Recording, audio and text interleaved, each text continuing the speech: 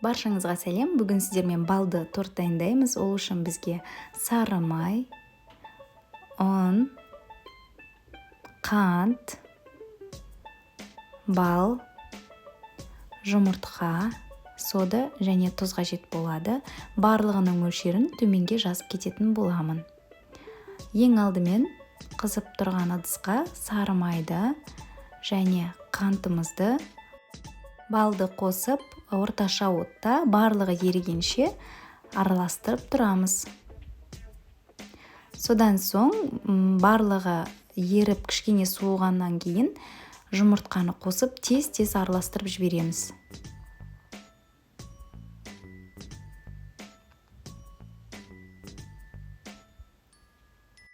Одан кейін соданы қосып, орташа отта осындай ақ көбігі шыққанша араластырамыз.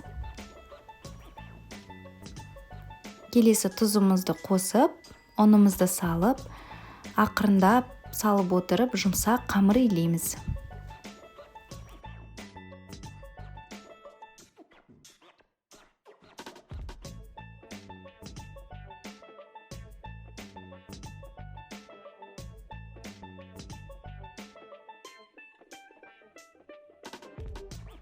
Қамырымызды целлофанға салып, 20-30 минутқа тоңазытқышқа алып қоямыз. Келесі қажетті бөліктерге бөліп дайындап аламыз. Менде 12 дана шықты.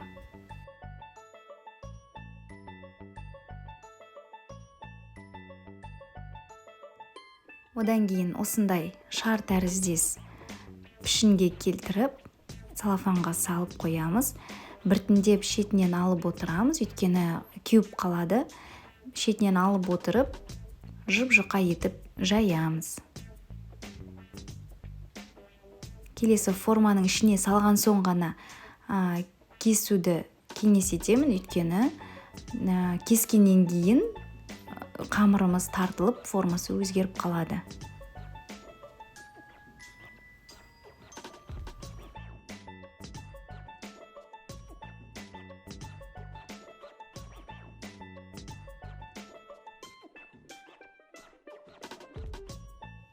Келесі кезекте осындай қайнатпалы крем дайындаймыз. Заварной крем, яғни ол үшін бізге сүт қажет болады, май, қант, кукурузный крахмал және жұмыртқа қажет болады.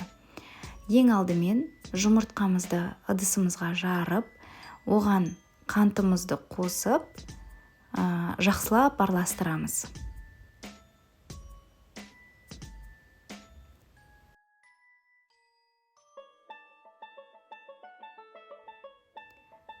Келесі кукурузный крахмалды қосып, тағы да жақсылап араластырамыз.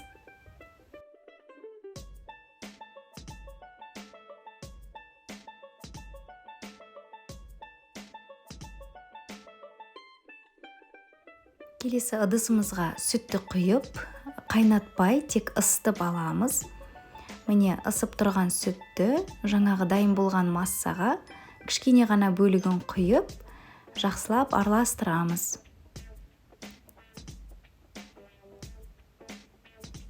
Одан кейін дайын болған массаны қалған сүтімізге құйып, осылай араластырып отырамыз.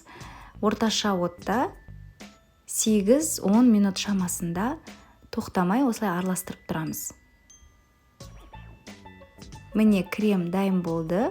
Осындай қою консистенция болып шығады.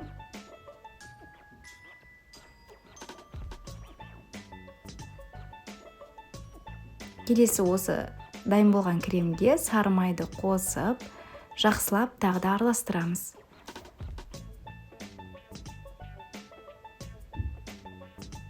Осымен міне біздің қайнатпалы крем дайын болды. Келесі корждарымыздың барлығын пісіріп алдық. Енді шетінен қалған корждарды осылай блендерге немесе оқтаумен өзіңіз қалауынша үгітіп алсаңыз болады. Әсемдеу үшін. Енді тортымызды жинауға кірісеміз. Кемінде 3 қасықтан әрбір коржға кремді 3 қасықтан салып жинаймыз.